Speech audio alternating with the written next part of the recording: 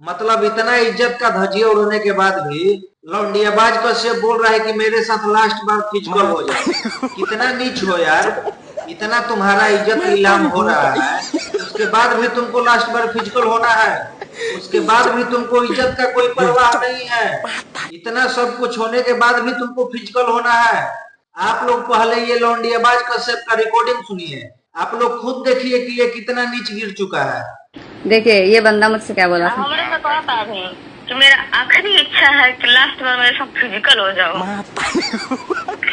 मेरा आखिरी इच्छा है सपना ही रही रात को सपना हाँ तो रात निशा सिंह लास्ट बार मेरे इतना होने के बाद भी बेशर्मों की तरह अयासी करने के बाद भी मुझे ही बोला जा रहा है पेपर बनने के बाद तक निशा सिंह मैं चाहता हूँ कि लास्ट में फिजिकल हो जाओ। बार बार मजाक मत उड़ाऊंगी नहीं, मैं इस बात को रखूंगी जहाँ रखना है।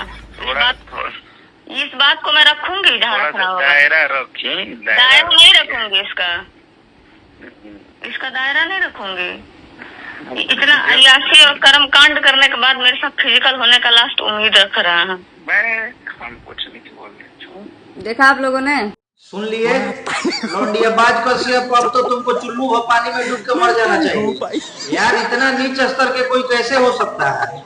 मतलब अब तो ऐसा लग रहा है कि ये लौंडियाबाज कश्यप जैसा नीच और गिरा हुआ कोई हो ही नहीं सकता।